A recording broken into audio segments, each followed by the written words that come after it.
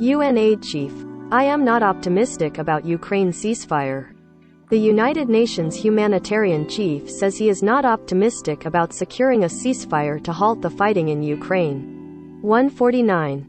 Kyiv, Ukraine. The United Nations humanitarian chief said Thursday he's not optimistic about securing a ceasefire to halt the fighting in Ukraine following high-level talks in Moscow and Kyiv that underscored how far apart the two sides are. Under-Secretary General Martin Griffiths gave the bleak assessment in an interview with the Associated Press in the Ukrainian capital after wrapping up talks with Prime Minister Denis Shmyhal and other top officials.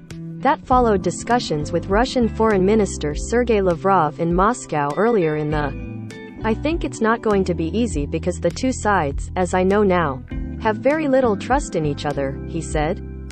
I am not optimistic, he added later. UN Secretary-General Antonio Guterres dispatched Griffiths to the Russian and Ukrainian capitals to explore the possibility of establishing a ceasefire that would allow desperately needed aid into Ukraine and potentially lay the groundwork for talks aimed at ending the war. Griffiths suggested that goal remained far in the distance.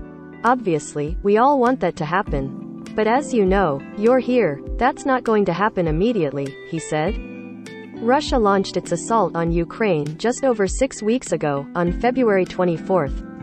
The fighting has displaced millions of people within the country and prompted more than 4 million Ukrainians to seek shelter abroad. The UN's Human Rights Office has recorded more than 1,400 civilians killed in the fighting, though the actual numbers of deaths is certain to be higher. Representatives of the two countries have held a number of meetings by video link and in person, but those discussions have not ended the fighting. Short of a full ceasefire, Griffiths said he is seeking ways to build confidence on both sides and focus on smaller goals, such as establishing local ceasefires in parts of the country and creating humanitarian corridors that allow civilians to escape the fighting. This war is not stopping tomorrow, he said. Where we are a little bit closer is to get the understanding of both sides of what a local ceasefire would affect. There are many parts of Ukraine where we can achieve tomorrow local ceasefires, which are defined in geography and time. Relief supplies have begun flowing to some harder-to-reach parts of the country, he noted. Russian troops have withdrawn from parts of Ukraine, particularly around Kyiv, ahead of what many believe is an intensified push in the country's east. Ukrainian Foreign Minister Dmytro Kuleba renewed his country's plea for more weapons from NATO countries Thursday, pointing to atrocities that have come to light in the town of Bucha and other areas that Russian troops have withdrawn from in recent days. Local ceasefires could still mean progress even in areas without ongoing fighting, Griffiths said, because they require that forces don't move and so therefore could not regroup elsewhere. Aid groups have struggled to get supplies to those in need. Over the past week, members of a Red Cross convoy were prevented from reaching the besieged city of Mariupol to help evacuate a convoy of civilians.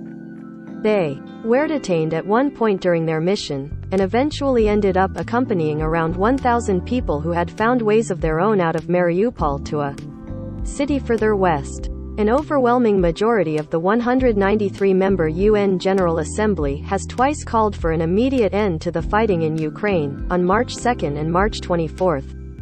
Griffiths said he expects to travel to Turkey in the next week or two for further talks aimed at reaching a ceasefire. That country, which shares a Black Sea coast with Russia and Ukraine, maintains ties with both and has positioned itself as a go-between for peace negotiations. He also expects to return to Moscow, and characterized his most recent visit as a first round of talks. Look, I'm used to the idea that a ceasefire, which is what I'm tasked to try and achieve, takes time, he said. Follow the app's coverage of the war at https://apnews.com/hub/Russia-Ukraine.